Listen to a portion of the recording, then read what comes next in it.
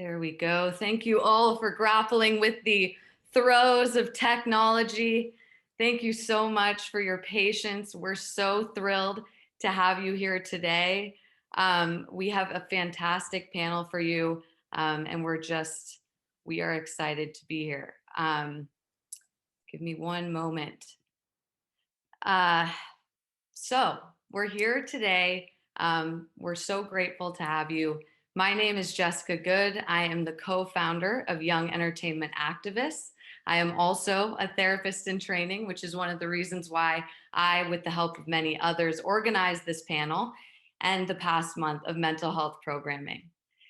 After working in entertainment for 5 years, I recognized the way that my mental health was impacted. Having dealt with an abusive boss, unnecessary pressure, and long hours with low pay, stepping away from the industry actually allowed me to reflect on it. And while my experience is not everyone's experience, if you're here at this panel, it is likely that you understand one or more of the issues that I just mentioned.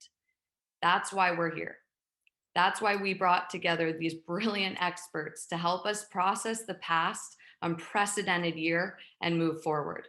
Whether you work in entertainment or not, our panelists' expertise will speak to what connects us.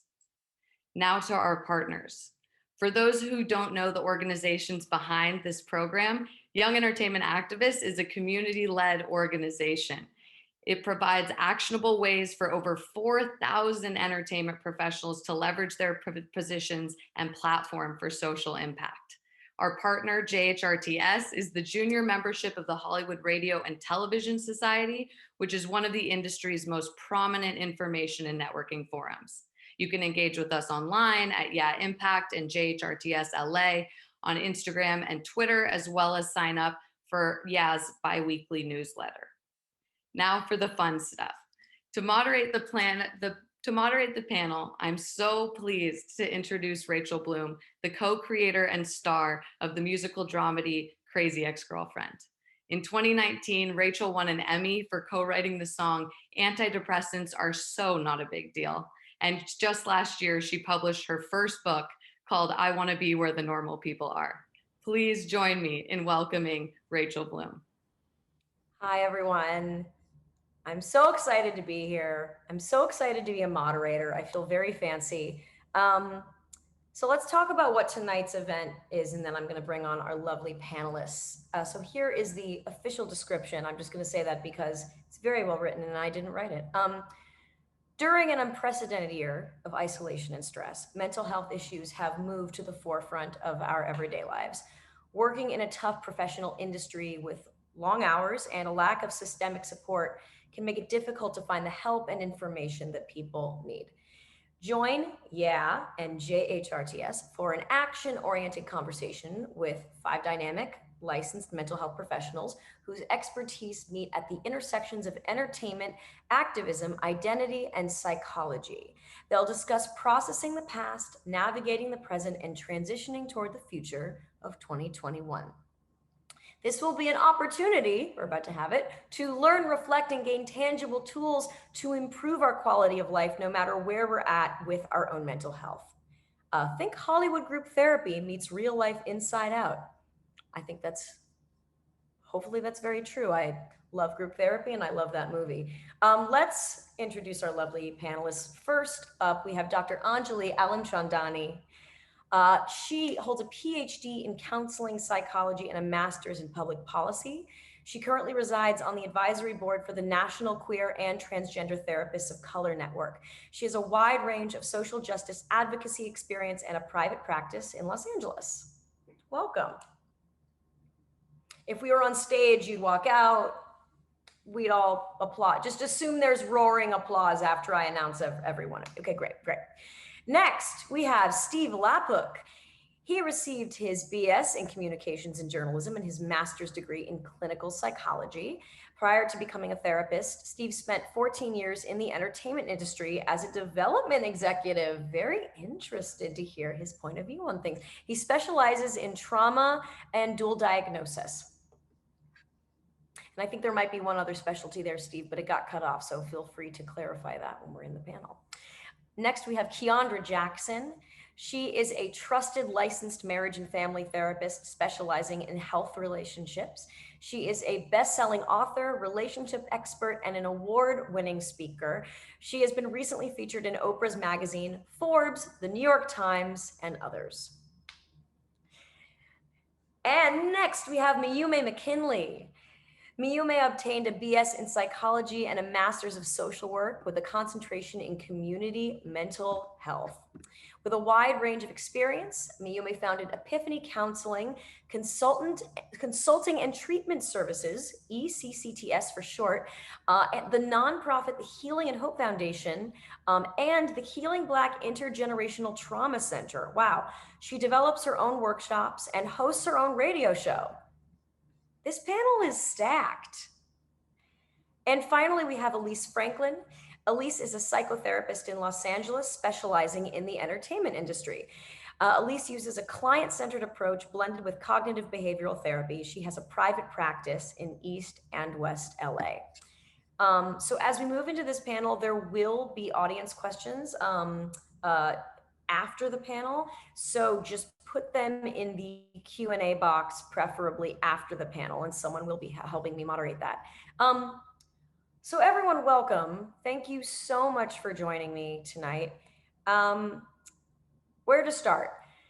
So this has been a crazy and unprecedented year in so many ways. If you could tell us, how are your clients dealing with the pandemic, and what general themes or feelings have been surfacing? And we can start with you, Miyume, and then others feel free to just jump in. Well, thank you. I'm so excited to be here. I'm so grateful for this opportunity and think this is such an amazing platform. I'm a mental health advocate, so anytime we can get together with other people in the field and put that knowledge out there, I'm always excited to do so. So thank you guys for hosting this. This is amazing, as at least in California, we kind of come off the brink of being on our safe at home. Technically, we're kind of open. But to answer your question, it's been quite interesting. I think the main theme that all of us across the world has been experiencing is anxiety. So I won't spend a lot of time on that, just the fear of the unknown, the being unsure of what's going to happen with our families, with our schools, with the healthcare system, just everything in general. Another common theme has been depression, and I want to spend a little bit of time just to peel back a couple of layers for the depression, because a lot of people think depression, they think sadness, they think, yes, we're stuck in the house, we're depressed, and that's very much true. There's a little bit more to it than being stuck in the house. You know, what did this stay-at-home order mean for a lot of people? There are a lot of people who are at home with their abusers, right? So home was not a safe place for everyone. There's a toxic environment. So a lot of my clients who family may not have been the most healthy choice for them, they are now in a situation where they're unable to kind of get some relief or some outside time from family, which has been very difficult for a lot of individuals. We've seen a rise in abuse, both physical and sexual. We've seen a rise in just depression in general because of that. I also want to touch on the fact that a lot of people, when the world was open, we could avoid, right? There was a lot of avoidance. We can work till we're tired. We could hang out with friends. And now in this past year, a lot of people have been stuck with facing their own kind of challenges, those emotional wounds that haven't been healed, that are now you're stuck sitting thinking with them. So a lot of my clients have had this opportunity to really reflect on, wow, I didn't know this bothered me this much, or wow, I didn't realize how much avoiding I was doing so that I wouldn't have to face this certain thing. And that's been really challenging for a lot of clients in terms of just being able to wrap their head around the fact that they can't go anywhere, and that avoidance, that escape, that distraction is no longer there.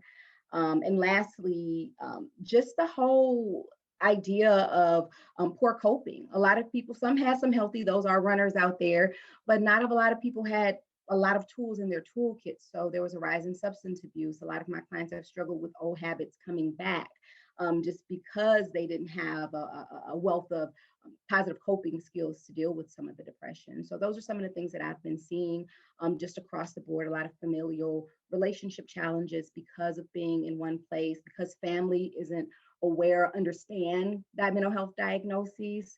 In terms of how to deal with it, how to deal with it in a healthy way, how to not exasperate symptoms. And so a lot of psychoeducation has been needed as well.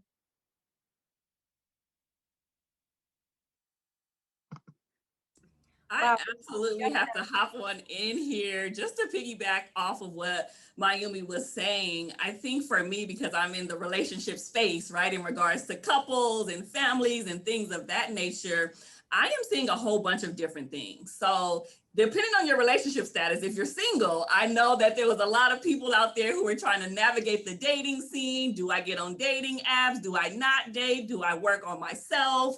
That was an issue that I was seeing a lot with my single clients, but also with my married couples or those in relationships, I was seeing so much togetherness that a lot of them were literally driving themselves insane because they couldn't get away from their partner, so to speak, and have that usual alone time. And I think oftentimes going to work or the drive home or hanging out with friends or things of that nature can be a stress reliever, you know, for most people. But when you are with your partner 24/7 and add on the kids and add on any other layers, it can be a lot. So that's what I was seeing in regards to the clients that I deal with. I wanted to add, I noticed for me, my younger clients, I work with some college age, they seem to suffer the most. They really, and understandably, they've gotten some of their independence, and then suddenly they're back home in a house for a long time. I think I really kind of looked at this as through a trauma lens. So many people just kind of did what they needed to do, for better or worse. I mean, I think we saw a lot of behavior we were appalled with, but I want to believe that they, you know, it was just to keep themselves together in a way that they knew how. I am noticing as we start to come out of it, unfortunately, a fair amount of people collapsing now. So again, if I don't know if you remember, if you ever seen a movie Captain Phillips, where Tom Hanks like rises to the occasion when the pirates attack, he's doing great, and then they get to safety and he can't get off the boat. And I've seen a fair amount of that in the last few weeks with clients all of a sudden really relapsing, self-harm. I've seen relationships explode, you know, implode after navigating the whole thing. So really across the spectrum, I'm very curious, really ongoing for the next year, how this impacts so many people. Lost so much and fell so far behind, and others didn't. They were okay, and so I think there's a lot that we're going to still see that's going to play out.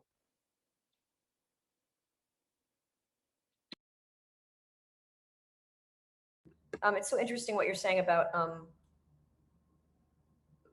the trauma manifesting after something big happens. That's really interesting, and I never heard that or thought about that before. That when you're in the heat of the moment, you're fine, and it's after. Well, again, feel free to jump in. I'm going to move on to the next question. Keandra, you were speaking earlier. Let's go back to you for a moment because you're an expert on developing healthy relationships. You talked a little bit already how you've seen interpersonal relationships affected over the past year. I mean, what advice would you give folks on how to re-enter and create healthy relationships after being isolated?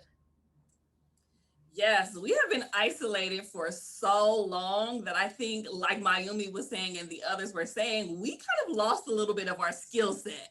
And so for me, in regards to relationships, it's not just the romantic ones. I can talk about those all day, but I often talk about the people that we can't get away from, right? Those family members, those friends, and even those coworkers who we really just have to engage with oftentimes. And I think for me, like reintegrating and coming back into the world after being isolated for so long, it really requires us to remember that we went through so many changes during the pandemic that everybody has almost like created a new self.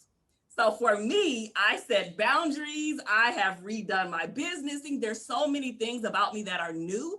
So when I get back into the world and I'm re-engaging with everyone, you're going to have to remember that how you used to engage with someone may change, and that may be very different. And you have to check in with that person to see what has changed. And so don't be afraid to do that. Don't be afraid to say, hey, do you want to hang out And, or do you want to go here? And if they say no, it's perfectly fine, because people's boundaries, their personal and physical space has changed. There are still some people who may be very leery about their physical health and vaccinations and safety and all of those things. And we have to take that into consideration. So getting back in, I would say ease in, like just go ahead and take it slow. Don't try to dive into the pool in the deep end, right? Like I think of it like, when you get into a cold pool and you put your pinky toe in first and you're like, oh, it's a little cold, and then you gradually step into it. I think that's how we should approach this moving forward.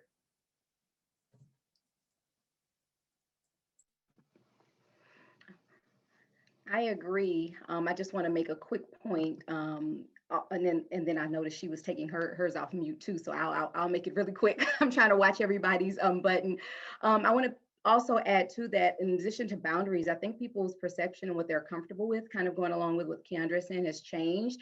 And so I would encourage people to not feel bad or guilty when you are sharing what your new boundaries are, what you're okay with or not okay with. I mean, in the pandemic, there are a lot of families, especially during the holidays, with different views on different things and what's safe. I would encourage people to ease back in. Don't change your boundaries, or because you're not comfortable, because someone's upset with you. And those of you who have different boundaries, I just encourage all of us to be open-minded and respect everybody's kind of space, respect where everyone is, knowing that this journey is different. So I'd go into it with an open mindset. Keep your boundaries, but also be open-minded and understand that others may have different views or preferences, and that's okay. It doesn't mean they're bad people. It doesn't mean you're wrong. That's a big one. We could do a whole panel on that. It doesn't mean you're wrong. It just means that you have different viewpoints, and if we can just respect each other's viewpoints, that'd be great.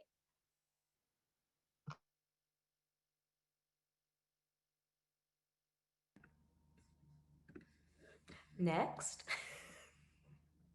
That's my moderator duty, is to go next. I can also move on to the next question. Okay, all right. Well, let's talk entertainment. Steve and Elise, you two both work with many professionals in the entertainment industry. And Steve, you even have an industry background, which is really rare for, I think, the mental health field. What are some of the unique pressures this industry places on mental health, and how does it compare to other industries? And if you could talk about, both before pandemic and now during/post-ish pandemic. What I think about with entertainment, if I were to apply a personality to it, it's a narcissistic industry. And so if you've ever been in a relationship with a narcissist, you are never really, really secure and safe. And if you're not reflecting positively, or you're not making other people look really good, the industry's not interested in you. There's a reason why there's often that, well, what have you done lately? Saying within it. And so in terms of developing a solid sense of self, a professional self, it's very tricky, and it's something you go in every day, whether you work behind the camera, whether you work in front of it. You're constantly being judged. There's no guarantees. You can be the biggest star, the hottest writer, or whatever, in a moment, and 2 years later have no value. And so being able to really have a strong sense of self, I think, is so important. If you are relying on your work, on the business to give that to you, it's going to be too hit or miss. And so I think there's a reason why there's a lot of substance abuse, a lot of addiction, ways to try to manage that stress. You're always at the whim of somebody else, and even if you are doing great, I mean, you could have a hit show on a network. I'm sure a new regime comes in, and all of a sudden you fall out of favor, and it's like, what did I do? So I just think it's really important to really focus on your own sense of self, your value elsewhere, and know that it's not about you in the business. It any more than it is with a narcissist. You're just an extension of the business. When they need you, they'll pull you in. When they're done with you, they'll throw you away. Oh, no. I'm about to cry. It's rough. Yeah. Yeah. I mean, I really feel for performers. It's, Oh my God. wow. Yeah. I think that was so powerful and profound, Steve, because I see it from both ends, right? I do, like Rachel mentioned in my bio, I do a lot of media as well. And so I understand what it's like to be a therapist on that end, but also hear a lot of no's and get a lot of rejections, and they pull you in and they pull you out. This literally just happened to me this week. It was a major show that I was supposed to be on. And then literally the day before, they told me that they didn't need me. Right. And I mean, I already had hair, makeup, wardrobe, everything planned out. Right. Look at Rachel. Rachel's face is like, oh, I've been there, done that. And so a few years ago, that would have devastated me. That would have literally taken me out. I would have internalized it, thought it was something wrong with me. But I had to realize that it has nothing to do with me. I'm still going to go on to do great things, right? And there's going to be other opportunities. So having a strong sense of self is really important, and it's really powerful. So if you're in this industry, not only do you need to have tough skin, but you also need to be okay with hearing no and understand that that has nothing to do with your identity.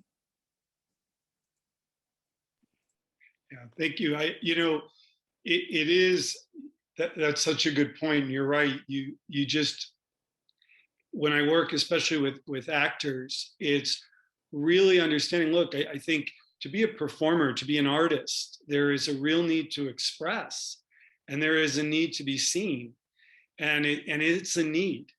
And so the fact that you have to go into a business that is can be so cold about that, it really requires a lot of constant support from those leaning into what's positive and finding other ways of knowing your value. I worked, years ago, I worked with Whitney Houston for 7 years, and I went to work with her right after The Bodyguard. She was the biggest star in the world. And by the time I was done in 2001, nobody would go near her. And I know she had her problems, but wow, she was the butt of a lot of jokes, and she was in a lot of pain. So.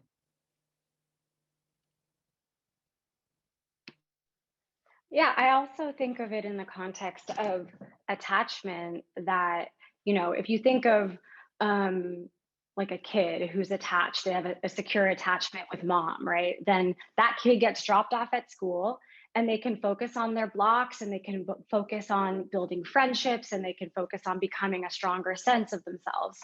A kid who's preoccupied with where mom went doesn't get to learn any of that, doesn't get to develop any of that. They're just focused on where she went.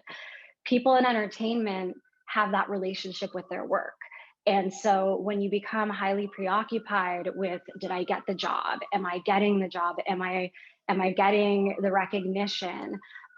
It does take from you, and it does actually keep you preoccupied and unable to work on the self, work on the building blocks, work on the stuff that actually is going to get you to where you want to be. And so managing those peaks and valleys, which is the name of the game in entertainment, that there's always peaks and then there's valleys. And when you're in the valley, instead of falling into despair and becoming preoccupied with the peak, we have to relearn how to manage the valley, how to kind of reframe it in a way that works for you and is organized in a way that's healthier for staying in this industry, or else it's kind of impossible.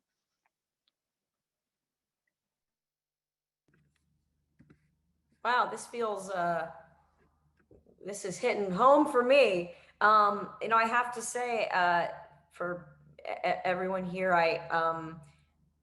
I came off of a successful show, and then I got pregnant, but I'm now back working or trying to work, and I'm auditioning, I'm putting myself on tape, and I had forgotten how there is something about being an auditioning actor that you feel more powerless than anything. With the writing, you have your script, it's tangible, it's in front of you, you're saying, here's my piece, you can look at your piece. But with the acting and the auditioning, it's you.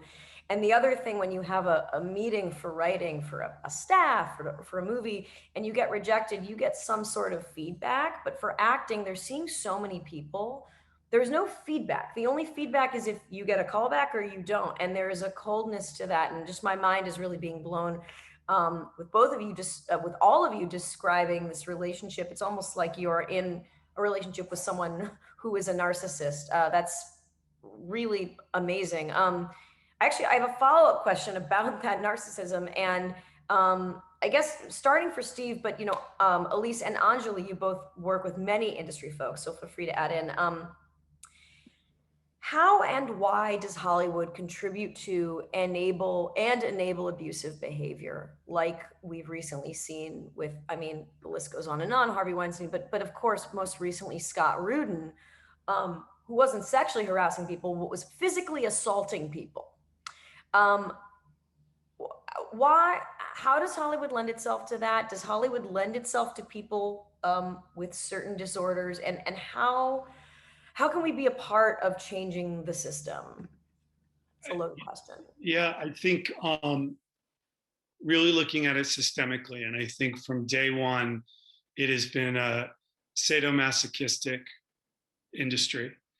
You have a very small group of people who have the power, and you have a whole larger group desperate to have some of that, to go through whatever they need to get some of that pleasure from what they're looking for.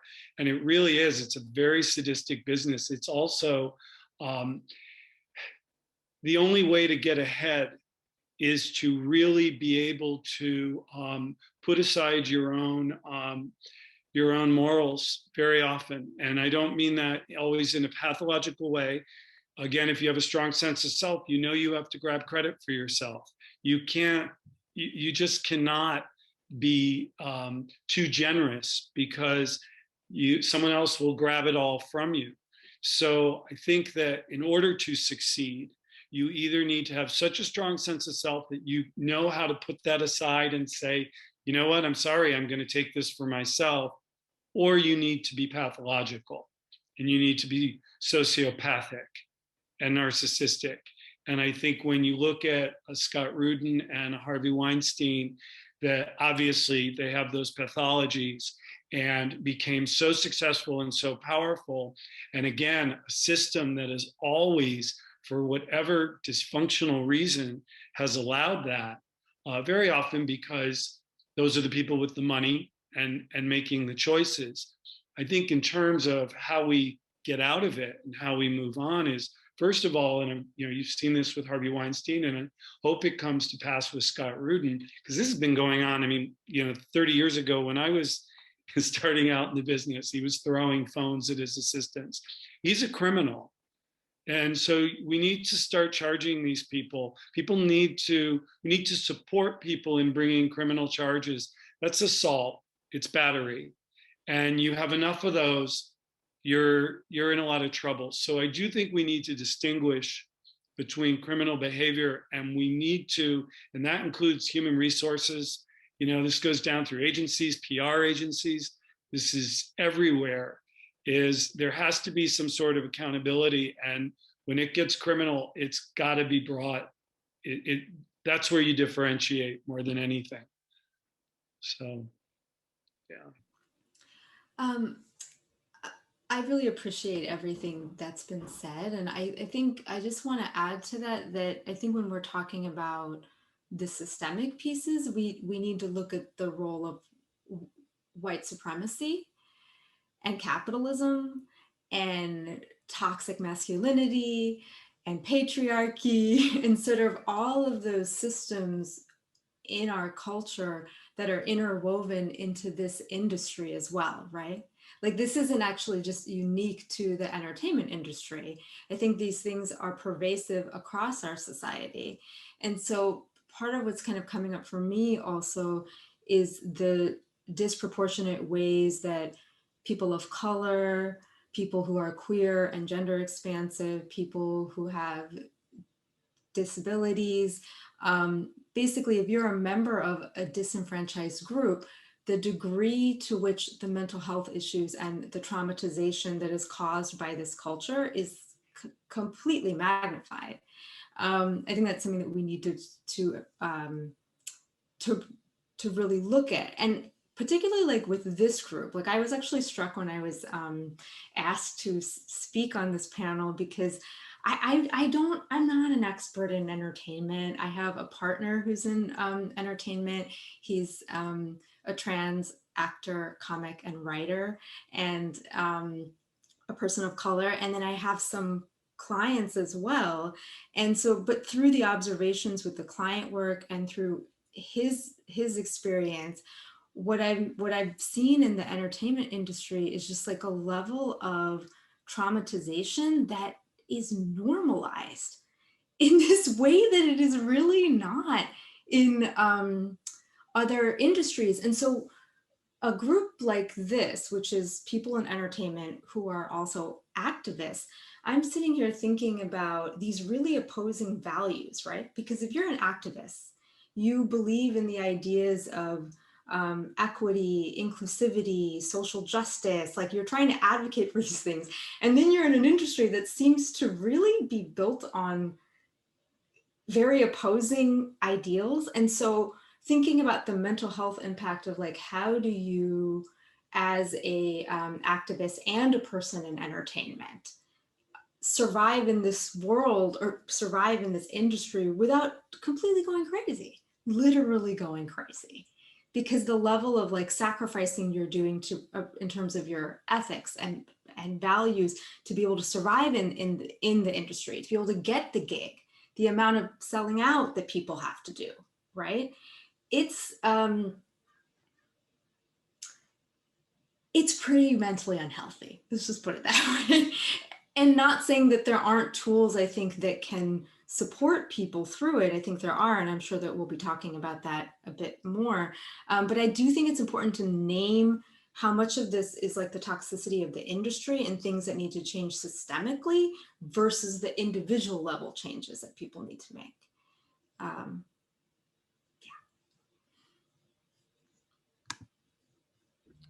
Wow.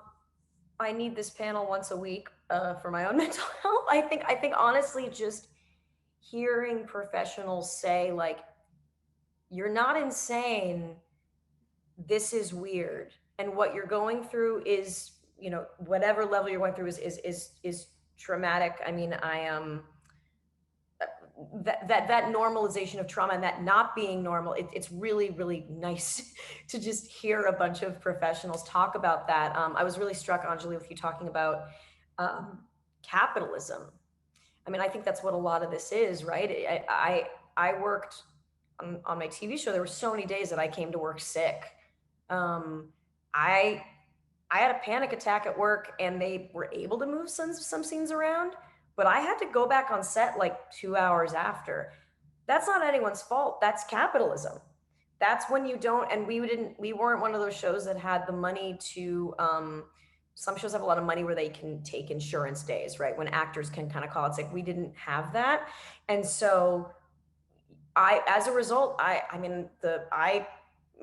the number of times I had a cold and I had to do a kissing scene, or vice versa, I had to kiss someone who was sick. That's capitalism. And I was watching, I was sidetracked, and then we'll get back to the question. I was watching that Billie Eilish documentary. And if you haven't seen it, it's, you know, she's a young woman who also has Tourette's. She's struggling with it throughout. And like, it just becomes apparent she should cancel this tour. She's on tour, she's doing these shows, and someone needs to tell her, you need to go sleep. And it's the unrelentingness of capitalism. Like, no, you said you do Coachella. No, you said you do this. Your time is our money. And you just see the pressure of that. So I really appreciate you zooming out. Because I think that is such a core of this issue. So next question, Elise, what are some of the issues that you've seen entertainment clients grapple with specific to the work they do as creatives, assistants, and executives, very different jobs. And I'm curious, have those issues evolved or changed within the challenges of the past year?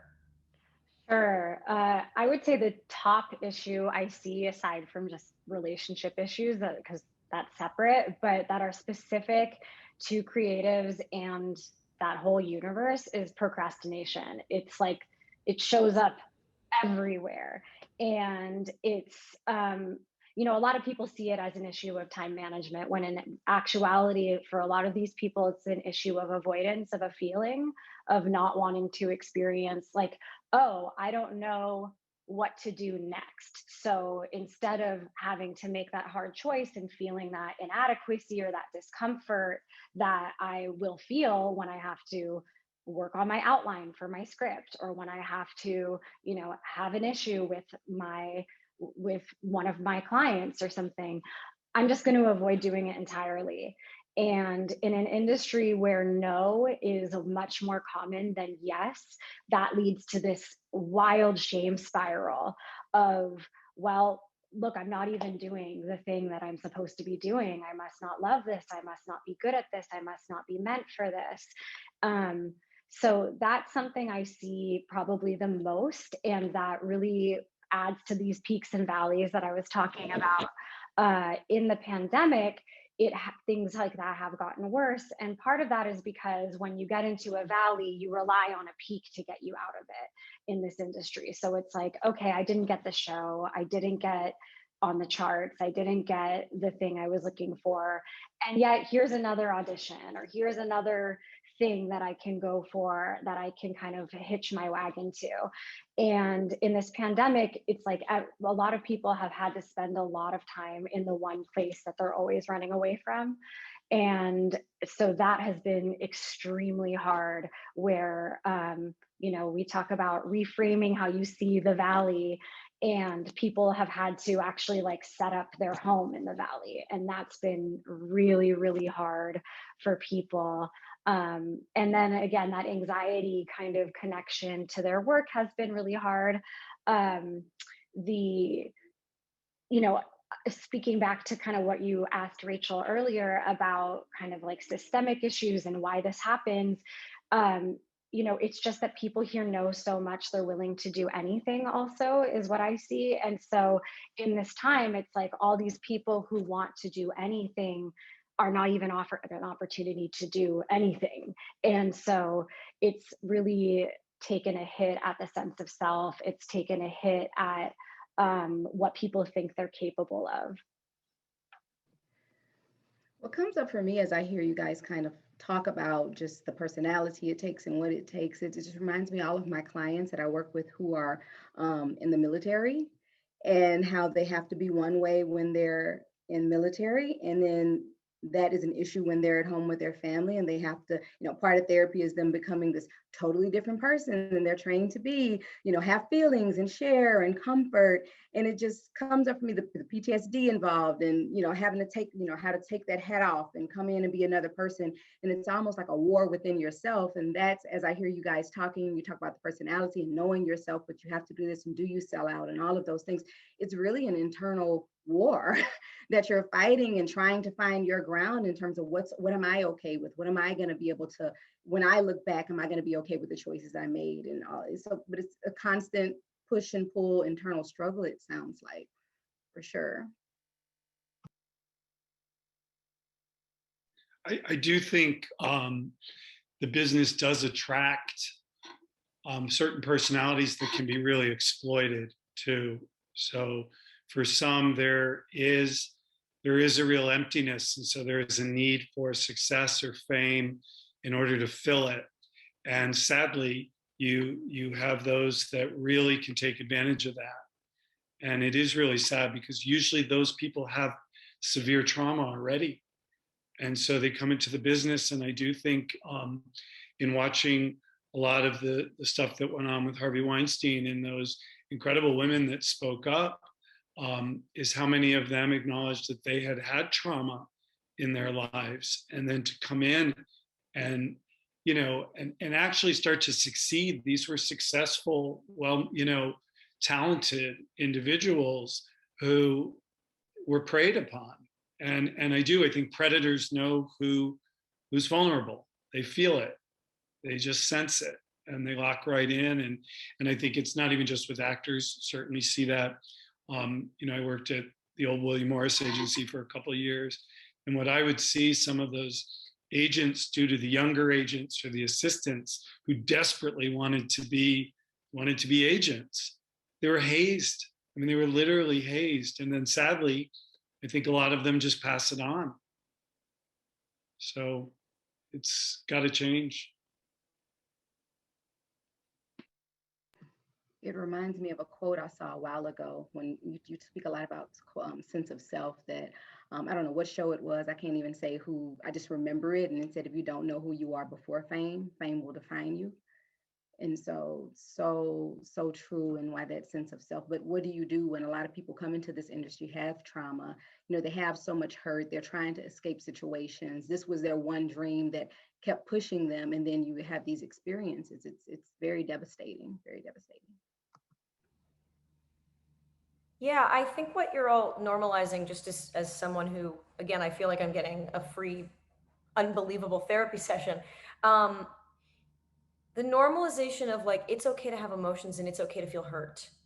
And that to me has been a real underlying theme in both starting out in the industry and dealing with rejection, and then achieving a certain level of fame, and then dealing with just suddenly the opinions of thousands of people, which, as you know, we're not meant to deal with that. We're meant to reading, and I like everyone else read the book Sapiens, where he talks about how we're really just meant to be in kind of groups of 150 apes or whatever, and that we still haven't really evolved to deal with the opinions of thousands and thousands of people. And I think that what makes it worse, what makes the emotions of that worse, whether it be dealing with something on Twitter or dealing with like an audition rejection, is the thinking, oh, I shouldn't be offended. I'm stupid for being offended. It's just Twitter. It's just an audition. I think there's the pressure to not be emotional and not be vulnerable.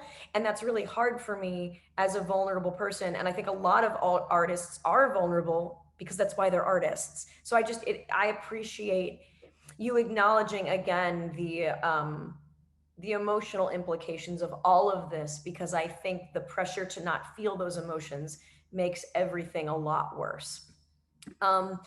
Anjali, going back to you, you've already talked about, you have all this social advocacy experience and you have a wide range of clients. How has the past year disproportionately affected folks of color, the LGBTQ plus community, and other marginalized groups? And others can also jump in, obviously. Yeah, so I know I started to speak about this earlier.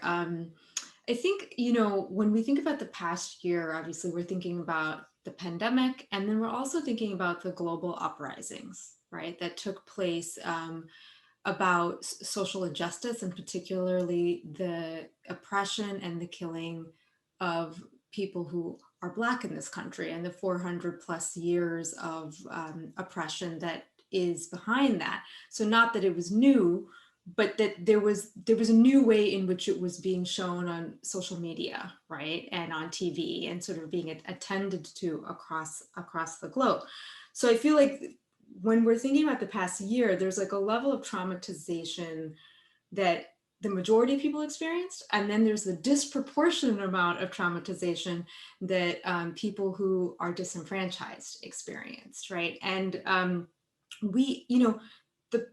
the primary reason, of course, is that people who are disenfranchised were also disenfranchised before this year started, right? So there were already significant socioeconomic disparities, health disparities, poor access to economic resources, jobs, healthcare for these groups before the pandemic. And so then when the pandemic hits and everything falls apart, right, and all the systems that were already flawed are really showing their flaws, the people who were affected the worst were the members of these groups. So we have a lot of data that shows us that the rates of both getting COVID and dying from COVID were higher for people of color, LGBT people, people with disabilities. And also these people were more likely to be essential workers, to be on the front lines, to lose their jobs, to face the financial problems. So I think that's the piece that probably a lot of people are familiar with. Another piece of this, which I think really speaks to traumatization specifically, and this is going to get a little like neurological psychology lesson, but I personally found this super interesting when I learned this in school. So I thought it would be helpful to share. So, you know, when we think about kind of when an unexpected, shocking, painful thing happens, right? The part of our brain that gets activated, one of the parts of the brain is the amygdala. I'm sure all the therapists here are super familiar with this. So that's the part of your brain that's right here, essentially. And it's what controls the fight, flight, freeze response. When it gets activated, all of the blood goes away from the prefrontal cortex, which is the part of your brain that controls your ability to think clearly, to make smart choices. And it all goes here, and it goes to your limbs to get you braced, right? So that's where your body gets filled with tension. You're ready to fight or flight or freeze. You're hypervigilant. So what we saw during the pandemic and the uprisings is that across the board, people's amygdalas were chronically activated. That's really unhealthy for the body. You're going to have a lot of long-term health issues because of that. You're going to have emotion dysregulation. And then again, for people who are members of disenfranchised groups, because they already experience a chronic activation of the amygdala because of oppression, because of discrimination, because of racism, because of fear you're going to get pulled over by a cop and shot. Because that chronic level is already there, when you added the pandemic on top of that and the global uprisings, you again had a disproportionately higher psychological impact that was poor on this group of people. Yeah, I could go on and on, but I'll stop with those those details.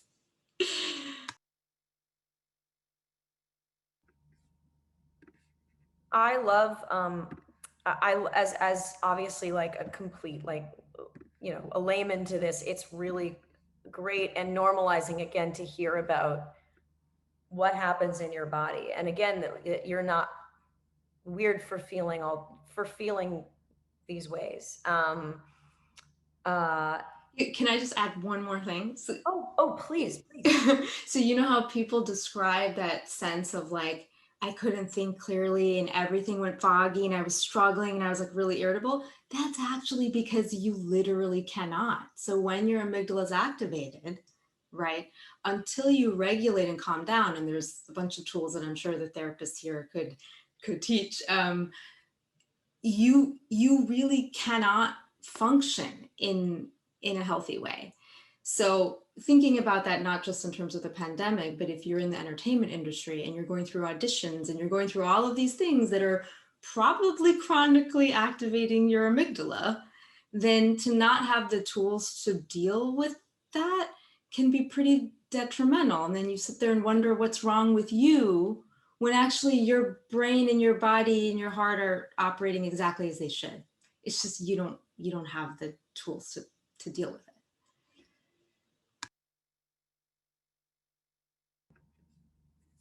Whew. This is really helping me. We have another question, and then after this, we'll go to audience questions. There's so many great questions coming in the chat box. And also, you'll see in the chat that Jess just shared the toolkit that put together for young professionals in the industry, which I'm sure also applies to people who aren't in the industry, honestly. So finally, as we kind of come out of this, as we move forward towards in-person work, activities, socializing, what are some actionable ways that people can take care and think about their mental health through this upcoming year of transitioning out of quarantine?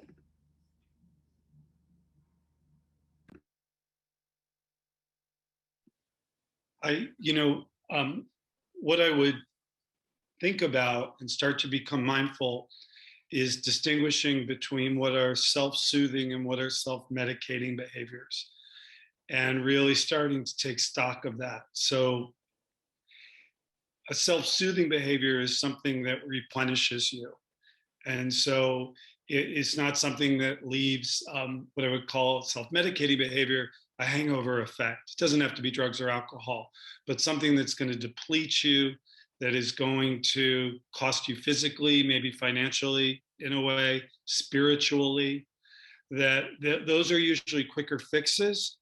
But those are the things, if we start noticing that that's what we're reaching for in order to regulate, to feel better, we need to really kind of take a step back. And so it varies from person to person. Somebody can order a pizza and it's self-soothing. Somebody else orders one and throws it up afterwards. So obviously that's not the right choice. So really taking stock for your own self in terms of what is replenishing you, what is filling you, versus what just leaves you emptier, feeling crappy about yourself, shame about yourself, and starting to know that so that you can lean in to what is better for yourself. Because I do think this is going to be an ongoing recovery on an emotional level. We're also going to be triggered by other people. I know we were talking about earlier, is in re-engaging socially. We saw a lot of really disappointing behavior from some of our good friends. It's going to be hard to get back into social situations knowing that like half of them were continuing to socialize through all this, while maybe you have an underlying condition, you have a kid, you have a family member that you actually value, that so you wouldn't go out and behave that way. So that's stuff that's going to come up still. So we have to be mindful of it.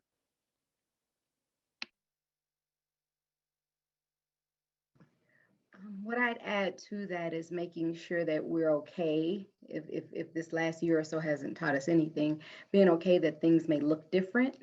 A lot of times we have our idea of how things should go, and 2020 threw that just completely out of the window. But we have our idea of how things should look, how we get from point A to point B, and we're trained that way. I mean, you don't even have to think about, kindergarten through high school. You don't have to think. There's a curriculum. You get to college, here's a curriculum. Everything is made out for us, but that doesn't really prepare you for the real world. In the real world, you just have to trust yourself and know that you'll figure it out. So I would encourage people to be open to the idea that things look different, and different doesn't mean wrong. And different doesn't mean you didn't do anything wrong. And different doesn't mean failure. It's no different than if we were driving, we had a destination, we're trying to get to Arizona. If some of the roads are blocked, you have to take a detour. There may be some traffic, there are lots of things that can happen, but it doesn't mean that your destination has to change. And if we're open to the idea that we still have our goals, we still have our ideas of what we want, but know that as long as we're moving in that direction, that means we're still moving, and being okay with that. There's a quote that the only thing constant in life is change. And if we can accept that change doesn't mean bad, we don't have to internalize it. It's just different. I'm still on my destination. This is just almost a detour. So I have to have to get off the interstate. I'm from Louisiana, or the freeway, as you all call them here. Get off and, take a detour, and you find your way back on path. So I just encourage people to focus what's in your control, focus on that. Anything else will leave you kind of paralyzed and feeling stuck, and really, really, really understand that it's okay for things to look different. It's totally okay.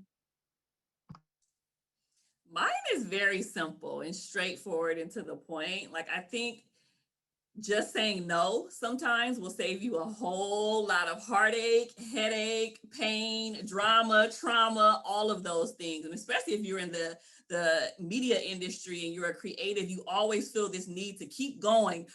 I'll sleep when I'm dead, like all of these projects, staying up late and all of these things. And sometimes it's perfectly fine. I want to give everybody permission. If you hear my voice right now, it's perfectly fine to say no. I have a motto where I say, if it is taking away my peace, if there's anyone or anything that is taking away my peace, and my joy, it's time to reevaluate. So my mental health is priority. I want you guys' mental health to be priority. And if that means you have to say no to a project, no to a gig, no to money, please do that for your own sake and for those that are around you. Yes, Keandra, totally agree. I think that we're going to have a tendency to take way too much on. And so being able to check in with yourself, again, similar to also what you were saying, Steve, about kind of knowing what's self-soothing and what's self-medicating, being able to distinguish between a want and a need, and checking in with yourself about, oh yeah, maybe I want to sleep all day, but is that what I need? Maybe some days, yes, maybe lots of days, no, that's probably not the healthy choice. But also, if we expect ourselves to go back to life the same way that we were before, we are probably going to be disappointed. And so being able to check in with yourself and be like, wow, I signed up for 3 hangouts this week, and after the first one, I am just completely depleted. Saying no is what has to happen. You can always go back. You're never stuck. You can say, actually, that isn't going to work for me. I'm sorry, I overbooked, but this isn't for me. Because it's like, if you were, I think in substance abuse, this comes up a lot. If you're using and then you're clean for a long time, if you try to go back to that same dose, you can die, right? Like, that is how we overdose. We get into these positions where we expect ourselves to do the same, and it's not the same. I think all of these ideas are really great. And I was like, okay, can't say that, can't say that, can't say that, can't say that. So I think the only thing that I want to add to all of these ideas, in addition to just sort of the self-awareness, like being able to identify your thoughts, your feelings, your needs, being able to draw healthy boundaries, figure out healthy ways to self-soothe, all of those things. The only thing that I'll add to that is social support. Like that right there is pretty much like the number one, and like so much research, the number one indicator of well-being is that we need to feel like we're not crazy and that we're not alone. So like even having these conversations to know that, hey, the exhaustion I'm feeling as I'm trying to go out and see people, or the anxiety I'm feeling as I'm trying to go out and do things that I used to do is normal. Other people are going through it too. Like, I think setting up some kind of a consistent, regular social connection in your life, so that you can have people to check in with, and not just be spinning around in your own head with stuff, would be really, really helpful as we are all together making this transition back into whatever this new post-pandemic life is going to look like, though I'm still not 100% convinced that it's post-pandemic, but that's a whole other panel. So Uh-oh. I have one last thing I want to add, and it's just been on my heart since I heard Steve talk at the very beginning. And I just want to put it out there, and people can take, but just with us talking to entertainers, what's for you is for you. And Keandra gave her story at the beginning about getting the no. And I think if we remember, what's for you is for you.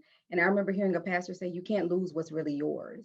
And that is so much easier said than done. So I don't mean to make it cliche, but just let that resonate somewhere, because it's definitely something in the no's that I've gotten, and everything, just remembering. And it doesn't mean it doesn't hurt. It doesn't mean you don't feel bad. It doesn't mean you won't cry. I'm not saying that at all. But what I will say is, if you remember what's for you is for you, and you can't lose.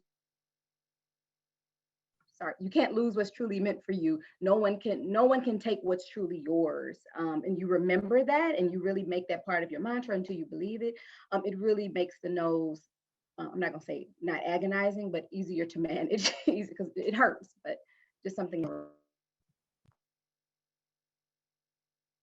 Along those lines, that brings me to a question. I've been looking at the Q&A, Jess and I both have, and a question that has been coming out a lot is, we talked about bolstering your own internal validation and self-worth instead of looking externally. I would love to hear from all of you one way to do that, one tangible way to not rely on external validation in the industry or otherwise. This may sound so cheesy and super therapeutic, but positive affirmations work wonderful for me. And not only do I speak them aloud, but I make sure that I am standing in the mirror when I'm doing it. So I get a chance to look at myself to say, I am beautiful. I am going to go out and kill it today. I am going to do amazing work. I'm a great clinician. All of these things, whatever internal validation that I might need, I speak it in the mirror to myself out loud. And I also write them down and put them on the mirror. So every single morning or every time I go to the restroom, it's being read and it is kind of like soaking in. So that's what works for me personally.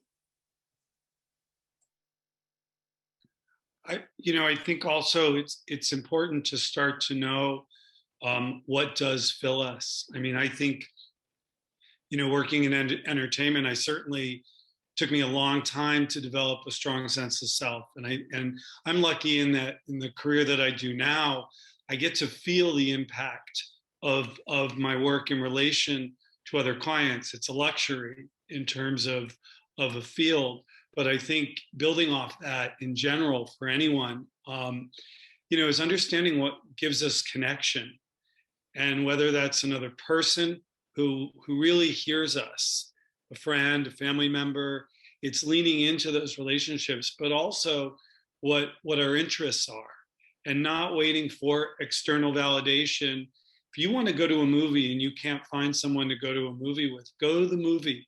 Because if you love a movie and it fills you up and it makes you feel, you're connecting to yourself.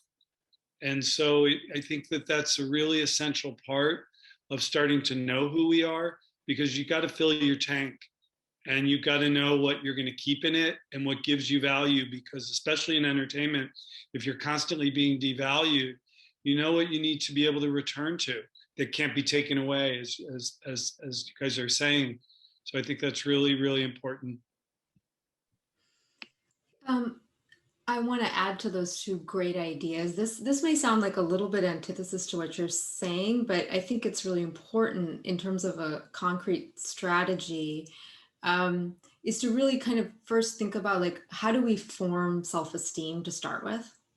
And it happens actually through a mirroring process, right? People early in our lives reflect back to us our goodness, like that they see us, that they like really see us, they see our heart. And through that process, we start to learn, we start to get grounded in our own sense of self and goodness, right?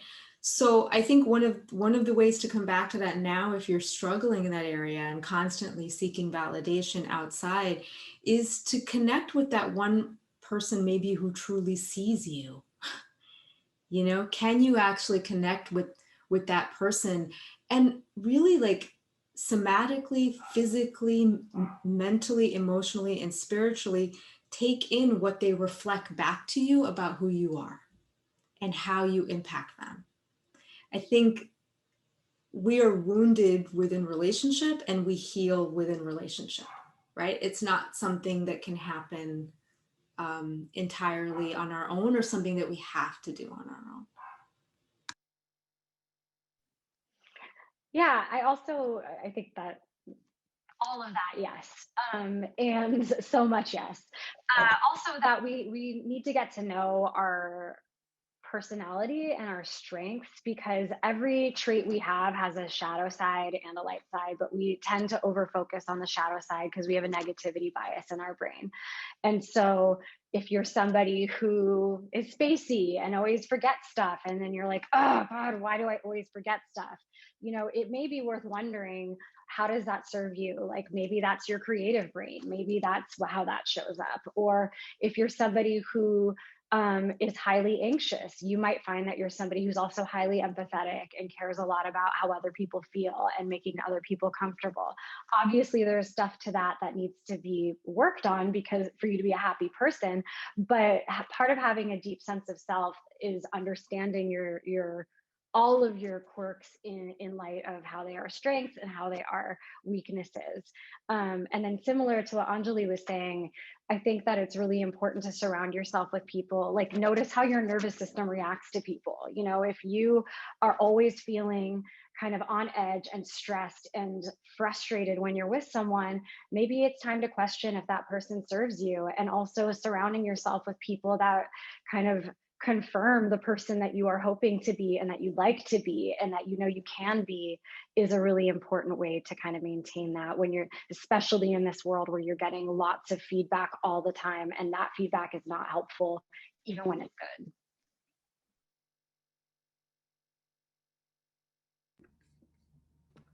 And I think, I agree. you want to go on? Oh, yes, I agree with all of those. And after you've done those four things, what I'm going to say is respect your journey. Respect your journey, because a lot of times we don't feel fulfilled or we seek external validation because we're comparing ourselves to others. We don't take the time to reflect and say how far I've come. Something that may be a big deal for me personally may not have been a big deal for someone else. So I need to take the time to reflect on how far I have come, how far my Yumi has come in my journey to wherever I'm going. It's so disrespectful to yourself, to your journey, to your hard work, to the tears, to the nights you cried, to all of the things that you put in to compare yourself or minimize or only validate yourself based on something external. It's so disrespectful. It makes all your hard work invalid. And that's not fair. No person, no situation, no thing should be able to dictate your worth or if something was worthy or not, or have your validation. So please just respect your journey. Take the time to reflect on how far you yourself have come, even if that's finally saying no that one time, even though you said 10 yes, right? That one time is a big deal.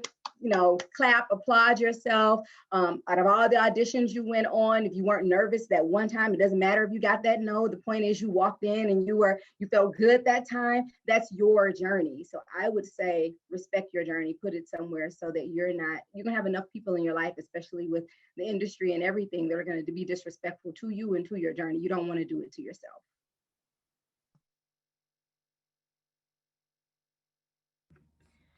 these have been amazing answers. I have one more question that came out of the Q&A for anyone who wants to answer it. And this is a little bit of a pivot, but it actually relates back to everything we're saying.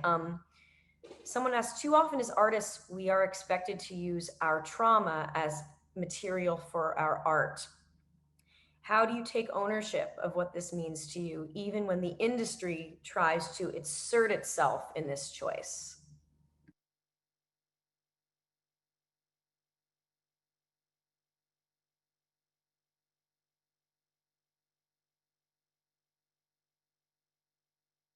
It's a very good question. Well, we've been talking about boundaries, and I think you have to know. I mean, I've actually encountered this with actors that I've worked with that have been cast or been up for roles that are just too close to home, and to be able to respect that and know because you're so vulnerable. Even if you're playing a character, you can't help it if it touches too closely and you don't have the resources for it, then it may be something to say no to. On the other hand, is if it's something you want to do, resource yourself. That's where you may need to have a phone session every day, with your therapist. Know what's going on with you from an emotional perspective. So absolutely, I think same for writers. They can very often go down the rabbit hole in research and really be moved. It's a beautiful thing, but it may not be what they need to share with people who are hiring and firing and judging.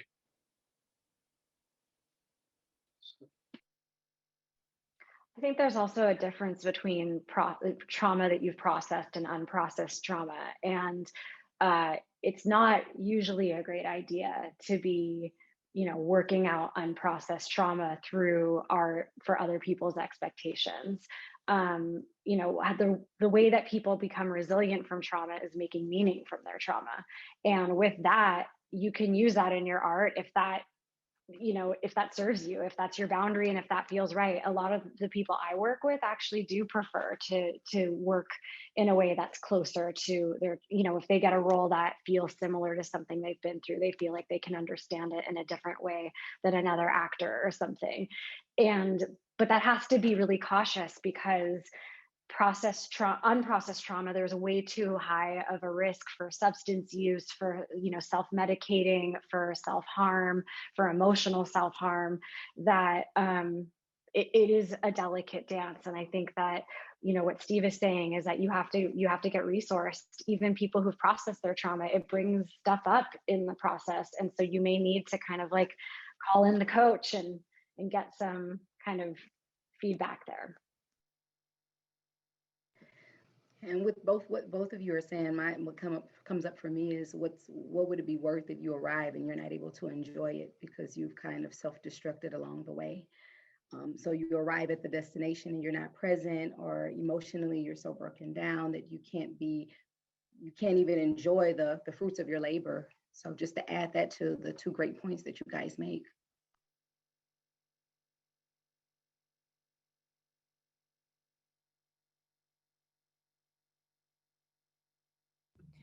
Just to add on, we were talking about processed trauma and unprocessed trauma. I get questions about that as a creator, someone who exploits my own stories and trauma for art, and I do everything that I've done publicly, or that I say publicly, has been like long ago processed, and I think that's something that I haven't actually ever articulated in an answer.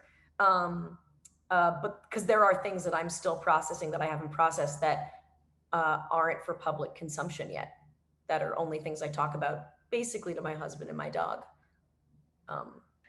Can I add really quickly, just for those out there, there's a difference between acknowledging and processing. So I just want to put that out there. There's a difference. Acknowledging is, yes, I know I have daddy issues, or yes, I know the sexual abuse. Processing it is a totally different experience. So just want to let just a lot of people, you have friends that can run down the 50 reasons why they shouldn't be with their partner, and they still go back to their partner, right? So one is acknowledging, one is really understanding what's pulling me back there. Why do I why do I tear up? Really understanding what it does for me internally.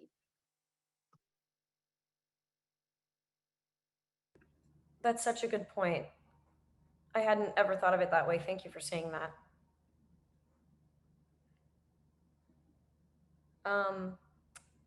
Jessica, it looks like you popped in. Thank you so much, everyone. This has been unbelievable. I can't tell you, we've had over 150 attendees the entire time. People are skipping class. People are here from all parts of the country. The feedback has been incredible. You really hit on so many of the nuances and so much of the vulnerability in this conversation that a lot of people relate to and feel so validated by. It's, I said to each of you individually, it's so important to hear you say these things because often you feel so alone. So just from my heart to all of you, thank you so much for being here. As you heard, Young Entertainment Activists is an activist organization. We believe in action. And something that Anjali and I spoke about when we were talking is the idea of a support group. An entertainment industry support group where folks could talk about some of the specific challenges that we face. Clearly, there is a lot behind the words that you spoke to and a lot of the questions and feedback we've been getting from folks. So I'm going to launch a quick poll as well as send out a brief survey to see if folks would be interested. We just want to take the temperature and see if this is something that people might want to engage in with their peers once a month virtually.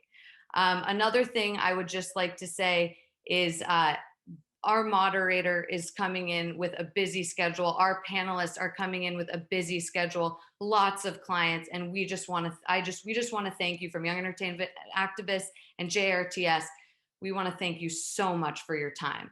We know that this is a big ask in this day and age, and I can't tell you how many people I believe, from the feedback, et cetera, are going to be affected by this conversation. I also want to make a note to attendees. If things come up throughout this, that is natural and that is normal. That is why we have things like the resource guide that we created, which has therapy referrals that has all of our panelists' direct information. So if you want to contact or follow up with any of our panelists, if you want to buy their books, if you want to listen to their talk shows, it is all there, and it will also be coming in a follow-up email tomorrow. If you would also like to donate to the panel and to the program, we are a community-led organization. You can donate at Venmo at Community. That is appreciated. Whatever your means are, we thank you and appreciate that. Finally, I know this isn't my Oscar speech, but I want to thank my co-facilitators, Sarah Sommers, as well as fearless leaders, Sam Rubin and Allison Biegelman. A huge thank you as well to all the folks who did workshops and events throughout this month. You know who you are, and we appreciate you so much. So with that, I close out this incredible, incredible event. I'm sure we will all be speaking to each other again, and I'm really, really looking forward to that. I hope everyone is well tonight and has a great night. Thank you so much. Thank you for having me. Thank you, everyone, so much.